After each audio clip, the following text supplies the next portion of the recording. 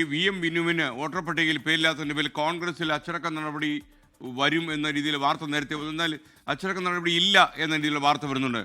ഇന്നലെ ചേർന്ന കോൺഗ്രസ് കോർ കമ്മിറ്റിയിൽ ആ തീരുമാനം വന്നു എന്ന വാർത്തയുണ്ടല്ലോ, അതിന്റെ വിവരങ്ങൾ ലഭിച്ചോ?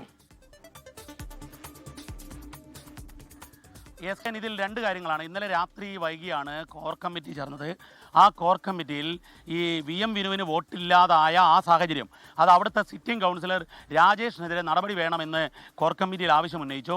ആ ഘട്ടത്തിൽ രാജേഷ് രാജിസന്നദ്ധത അറിയിച്ചു, രാജിക്കത്ത് എഴുതി മേടിച്ചു എന്ന് ജില്ലാ പ്രസിഡന്റ്, അതായത് DCC president advocate Praveen Kumar പറയുകയുണ്ടായി. എന്നാൽ ആ സമയത്ത് MK രാഘവൻ എടുത്ത നിലപാട് ഇപ്പോൾ തെരഞ്ഞെടുപ്പ് വേളയിൽ ഒരു നടപടിയിലേക്ക് പോകേണ്ടതില്ല, എന്നാൽ അതേ സമയത്ത് PM നിയാസും ജയന്തുമെല്ലാം നടപടി കർശനമായി വേണമെന്ന് ഉറച്ചു നിൽക്കുകയും ചെയ്തു.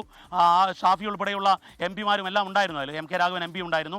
അതിലിപ്പോൾ തെരഞ്ഞെടുപ്പ് കഴിഞ്ഞ് മാത്രം മതി നടപടി, പോളിംഗ് കഴിഞ്ഞതിന് ശേഷം കർശന നടപടി എന്ന തീരുമാനത്തിലേക്ക് എത്തിയിരിക്കുകയാണ്. കാരണം VM ബിനുവിന് വോട്ടുണ്ട് എന്ന് അവിടുത്തെ സിറ്റിംഗ് കൗൺസിലർ DCC പ്രസിഡന്റിനോട് പറഞ്ഞിരുന്നു. അതേ തുടർന്നാണ് അദ്ദേഹത്തെ സ്ഥാനാർത്ഥിയാക്കാൻ തീരുമാനിച്ചത്.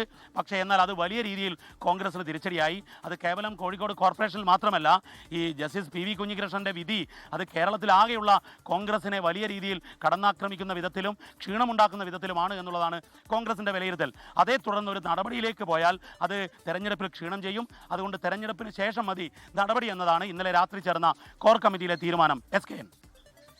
ലോകത്തെവിടെയായാലും ഏത് സമയത്തും 24 വാർത്തകളും ഓഗ്മെന്റഡ് റിയാലിറ്റി പാക്കേജുകളും എക്സ്പ്ലെയിനറുകളും വിശദമായി കാണാൻ ഞങ്ങളുടെ YouTube ചാനൽ നിങ്ങൾക്ക് സബ്സ്ക്രൈബ് ചെയ്യാം.